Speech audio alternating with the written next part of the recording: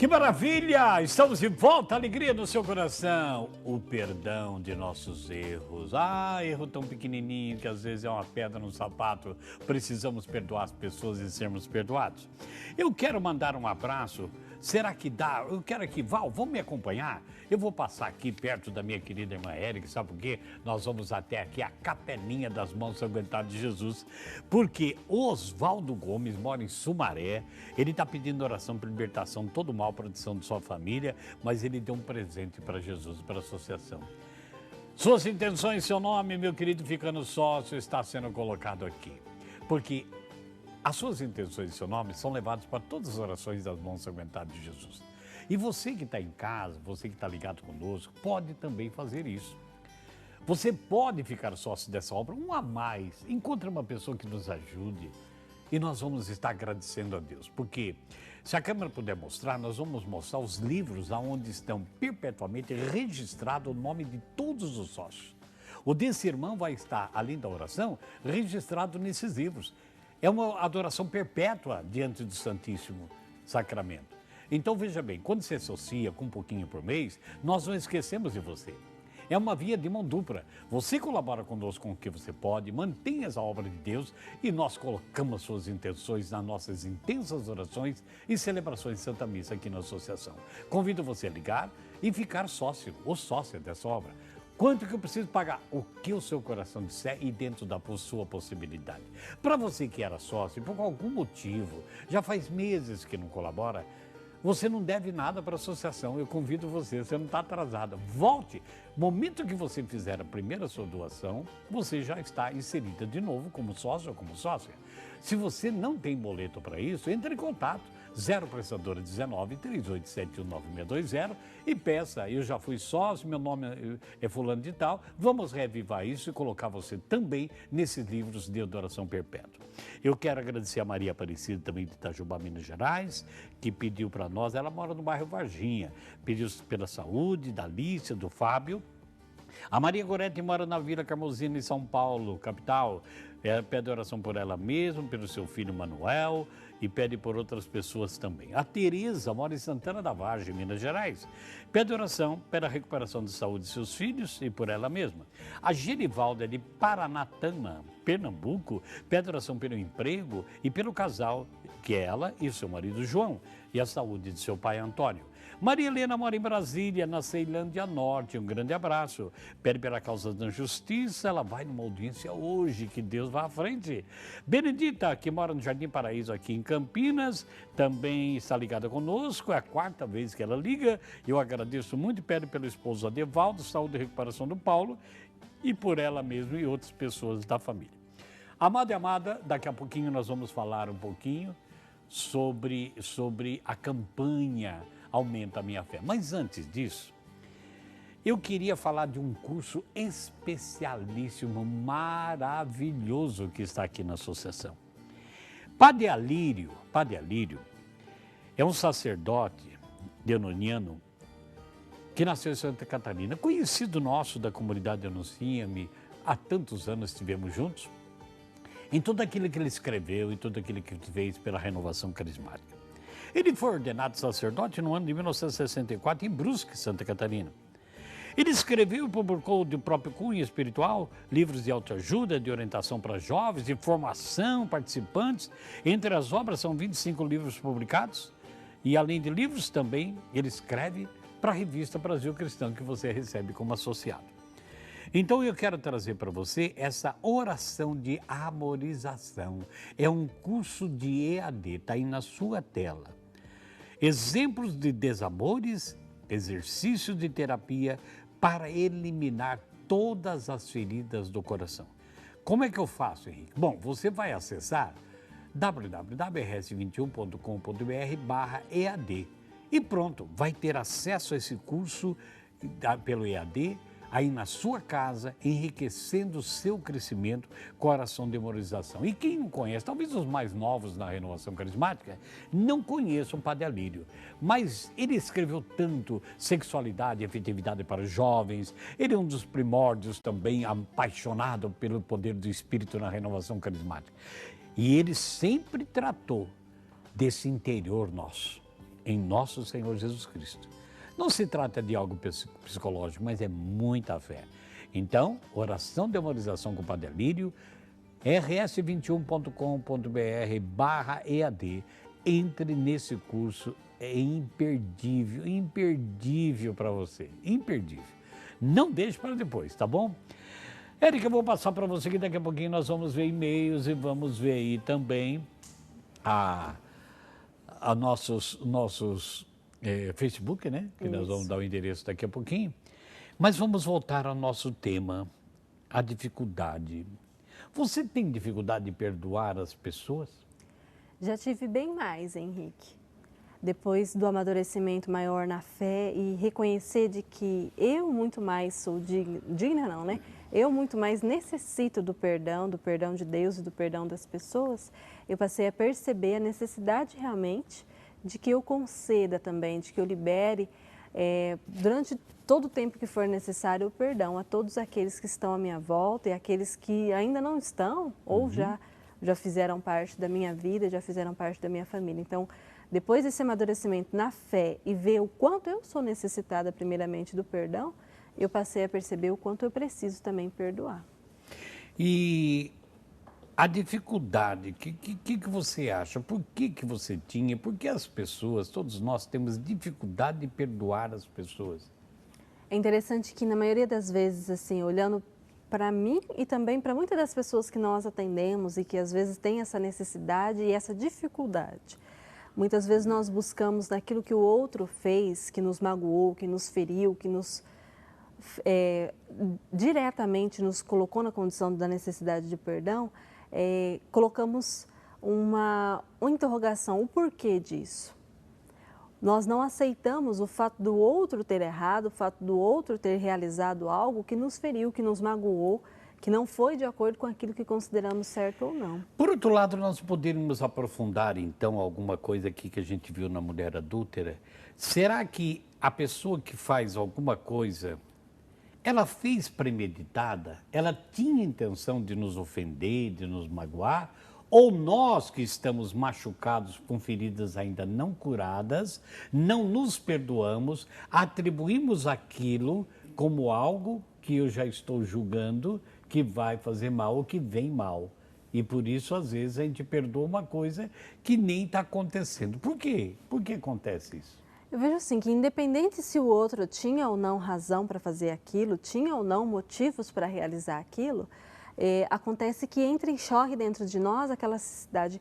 Eu não aceito do meu esposo ter me traído, eu não aceito do meu filho ter sido mal educado, ter sido com desrespeito, agido com desrespeito para comigo, eu não aceito aquilo que aquela mulher falou, aquilo que aquele ciclano falou, eu não aceito. Então eu vejo que essa inaceitação é como se a gente estivesse assim dizendo, ele fez errado e eu não aceito aquilo que eu fiz errado. Mas eu queria aprofundar algo mais, porque às vezes está falando de que o marido traiu, o filho desobedeceu. Eu estou dizendo quando eu, né, atribuo a ação, a palavra, o gesto, o olhar de uma pessoa, imagino que aquilo está me ofendendo e eu já me retraio e depois eu preciso pedir perdão ou perdoar, uma coisa que nem aconteceu, que foi fruto dos meus próprios erros.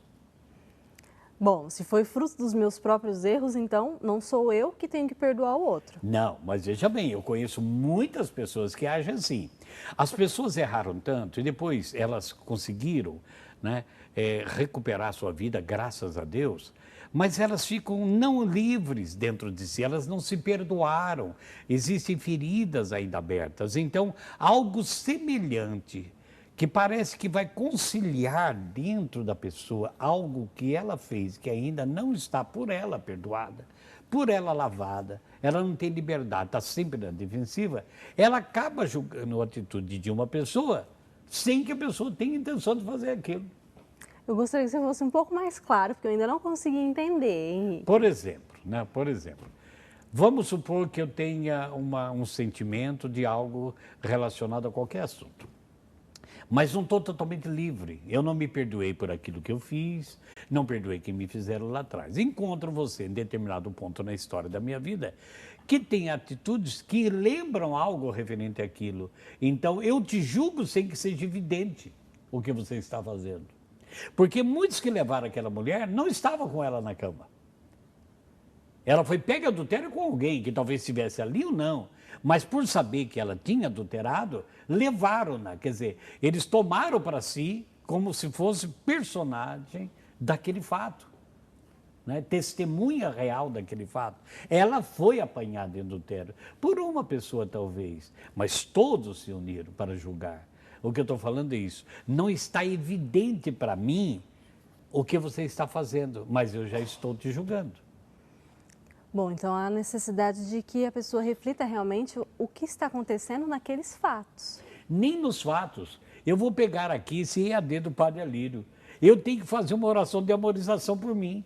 Como é que eu vou ser livre se eu ainda olho uma coisa e acho que é aquilo, escuto uma coisa, acho que é aquilo outro, e aquilo vai me dando barras. Eu convivo com a pessoa, mas não sou livre com ela, não é livre, você não conseguiu se curar e por isso você julga, e julgando você está pecando.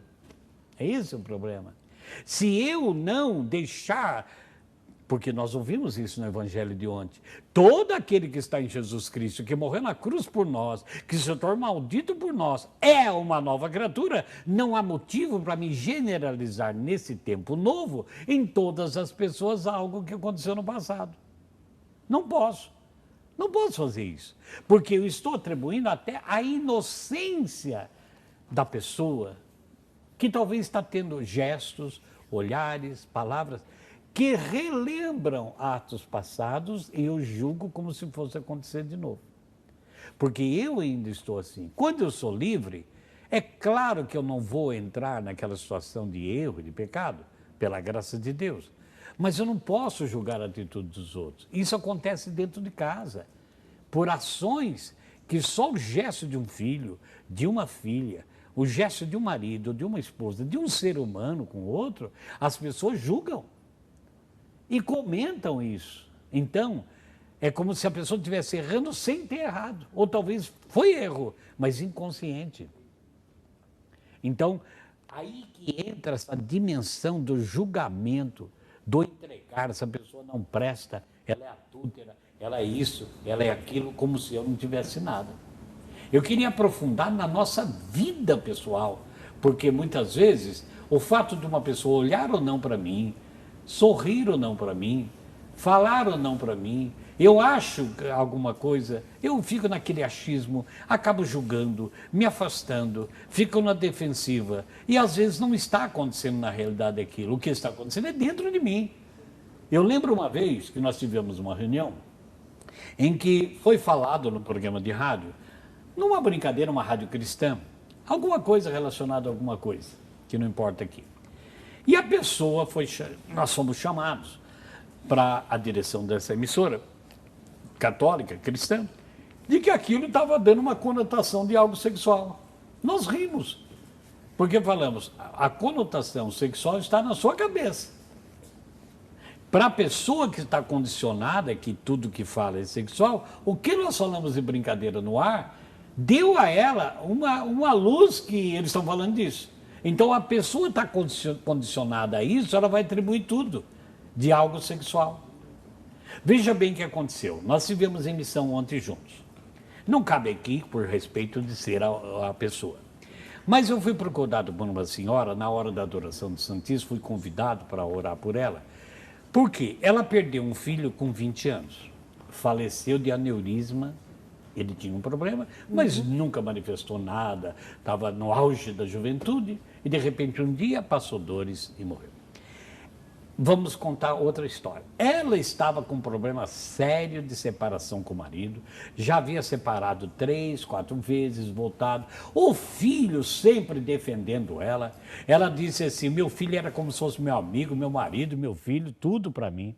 Porque não era eu que cuidava dele, ele que cuidava de mim. Quando ela voltou a última vez com o marido, ela foi questionada por esse filho. Por que a senhora voltou com o pai de novo? Né? Ele estava vendo que o pai estava abusando da sinceridade, do amor, da família, na mãe. E a mãe se agarrou nele e ele na mãe. Que era o jeito de viver, para poder respirar um pouco. Tá. Quando ele teve esse aneurisma, foi no dia do aniversário dele. Ele passou mal e ao sair para ser levado para um socorro, ele já entrou em coma. Antes disso, o pai tentou, desesperado, que não ligava para o filho, só condenava. Quando chegou, viu o filho daquele jeito, tentou pegar o filho e falou, não põe a mão em mim, e entrou em coma. E o pai pegou e foi levar e pronto, o rapaz faleceu. O que estava no coração dessa mulher? Ela não aceitava a morte do filho e ela estava condenando o marido como culpado dessa morte, sendo que não era, porque ela sabia que ele tinha tido um problema ao nascer e que teve o aneurisma. Então, o marido bebia, o marido talvez traísse, já tinham separado, mas ela amava esse marido. Agora, depois da situação, acabaram separando de uma vez. Mas dentro dela, ela estava uma condenação para o marido como culpado da morte do filho, porque se fosse um bom marido, ele não teria morrido, quem sabe. Estava culpando a Deus, que no auge da vida, julgando Deus, por que Deus levou meu filho tão bom, que era o meu companheiro? Ela estava arrasada, ela estava morta-viva. E nós fomos orar e dizer para ela da despedida do filho e do perdão para o marido. Ela estava difícil de perdoar. Ela chegou ao ponto de dizer assim, eu não perdoo meu filho ter morrido. Você veja a que ponto chega. Por quê? Ela atribuía ao marido a morte do filho, sendo que ele não matou o filho. As atitudes dele magoavam. Mas a morte não. Então é isso que eu estou querendo dizer. O aprofundamento do julgamento que eu faço da atitude do outro, sendo que o outro não está fazendo aquilo. E eu que estou assemelhando, você é culpado da morte. Você é culpada do meu sofrimento pela sua desobediência. Mas eu não sou culpado do sofrimento, eu sou culpado da desobediência. Tem que haver algo para que a gente aprofunde um pouco mais isso. E tirar de nós. Por que que muitas mulheres, principalmente as mulheres, que tiveram um pai severo demais, elas atribuem ao marido, à figura do marido, algo semelhante ao pai, e se submetem à sexualidade como esposa, que é uma obrigação de esposa, segundo a palavra de Deus, mas num total desamor, num total falta de carinho. Por quê? Estão machucadas ainda com coisas do passado. Se não tiver esse amor, essa amorização por si mesmo, perdoar pelos meus atos, por aquilo, que pai é pai, filho é filho, marido é marido, cada um ocupa um lugar na nossa vida, nós vamos generalizar para todos os homens e todas as mulheres nosso sofrimento, porque não estamos curados e nem nos perdoamos. É esse ponto que eu queria chegar. Porque o perdão de nossos erros, primeiro por Deus e pelo outro, se nós se afastarmos de alguém porque soubemos de um erro da pessoa, isso é ingratidão. Jesus abaixa pela adúltera, ele não se afastou dela, ela é adúltera. O que vão pensar de mim? Ele abaixa junto com ela, talvez pôs a mão no rosto, no cabelo, olhou nos olhos e disse, ninguém te condena também não, vai, não peque mais. Nós temos medo, repugnância por algo que a gente sabe do outro. Isso é injusto, porque Deus nos abraça como pai do filho pródigo, tenha feito o que nós tivermos, se queremos voltar, ali está o amor. O que você acha? Quando nós temos Ficou a um pouquinho mais claro. Quando nós temos consciência, né, Henrique, dessa necessidade de que nós, primeiramente, precisamos ser perdoados pelas nossas faltas, sejam elas quais forem, nós conseguimos chegar a esse nível de perdoar o outro, independente daquilo que ele possa ter feito, independente daquilo que ele possa ter realizado. Lembra daquela história que eu já contei em algumas pregações, que na porta da igreja, para a celebração da missa, tinha duas meninas bonitas, muito bem vestidas e bonitas, e estava um rapaz olhando em direção a elas, assim, acabrunhado, e uma falou para o outro, rapaz, não tira o olho de você. E a outra falou, nossa, não tira mesmo. Viraram de costa, e a outra perguntou, ele ainda está olhando? Tá olhando. E elas foram ficando irritadas, porque o rapaz estava com o rosto em direção a elas. Até que uma perdeu a estribeira e falou, o que você está olhando? E o rapaz, nada, eu sou cego. Quer dizer, ele foi julgado pelo que estava no coração delas. Estamos chamando atenção, é nossa roupa, ele está querendo alguma coisa e tal. E o rapaz nem enxergando não estava, era cego. Apenas estava olhando em direção, não tinha ninguém na frente dele. Então, é a mesma coisa daquela historinha antiga de que dentro de casa a mulher falou, olha a roupa do varal da vizinha como é suja. E alguém disse, não, é a vidraça da sua janela. É os vidros, sua janela embaçado. Então a gente julga por algo predisposto a fazer com que o outro está errado. E enxergamos coisas que não são reais. E aí é o perigo. Porque nós não perdoando a nós mesmos, não conseguimos encontrar algo bom dentro do outro, aquilo que realmente ele é. Então, entre nós, bem pé no chão, eu pergunto, você consegue entender o que passa no coração de sua esposa? Você percebe que aquela atitude que às vezes até é indiferente, chegou, não falou, não abraçou, ela não é real ou você vai julgar que sempre foi assim? Como é que está o nosso coração? Qual é a sua dificuldade? Qual é o momento que você conseguiu superar isso na sua vida? Eu espero no próximo bloco a sua participação, 0 Operadora 19 3871 9620, ou passe o e-mail. Vamos orar por isso. Nós precisamos fazer da Quaresma, do ano da misericórdia, um ano de vitória dentro de mim. Ó Senhor, misericórdia de mim, para que eu possa olhar os outros com os olhos de Jesus. Eu volto já.